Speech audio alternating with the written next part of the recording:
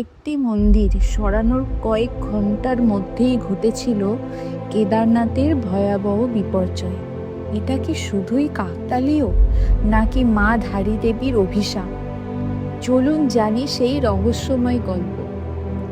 এক দেবী যার রূপ নাকি দিনে 3বার বদলে যায়, আর এক মন্দির যাকে 4 ধামে রক্ষা করতে বলা হয়। কিন্তু কেন আজও এই মন্দিরকে ঘিরে এত রহস্য?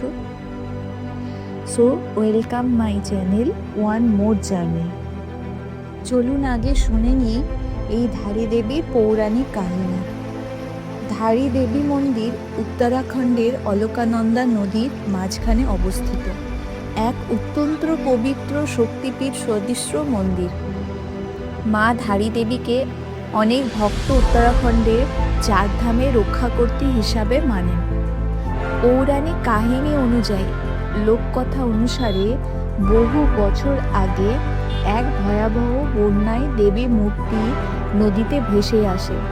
মূর্তিটি ধারী গ্রামের কাছে একটি পাথরে আটকে যায়। গ্রামের মানুষ তখন এক অলৌকিক কণ্ঠস্বর শুনতে পান। সেই কণ্ঠ তাদের নির্দেশ দেয় ওই স্থানেই দেবীকে প্রতিষ্ঠা করতে। এরপর সেখানেই ধারী দেবীর মন্দির নির্মাণ করা হয়। আরেকটি জনপ্রিয় লোককথায় বলা হয়, দেবীর মূর্তির উপরের অংশ ধারী দেবীর মন্দিরে পূজিত হয় এবং নিচের অংশ কালী মঠে পূজিত হয়। রহস্যময় বিশ্বাস, স্থানীয়দের বিশ্বাস অনুসারে ধারী দেবীর মুখের আবির্ভূতি দিনের 3 সময় পরিবর্তিত হয়। সকালে কুমারী কন্যার রূপ, দুপুরে যুবতী রূপ, সন্ধ্যায় বৃদ্ধা রূপ।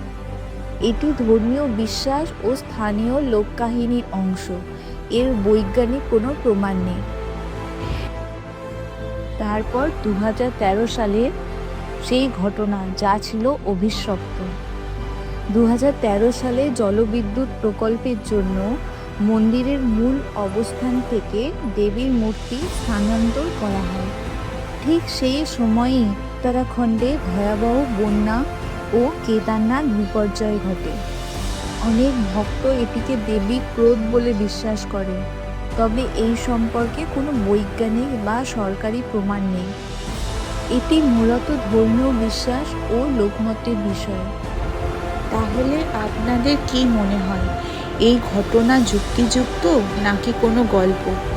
আচ্ছা, আপনারা কি এই জায়গা দর্শন করেছেন? এরপরে আমরা যেতে চলেছি সেই অলৌকিক কেদারনাথ মন্দিরে।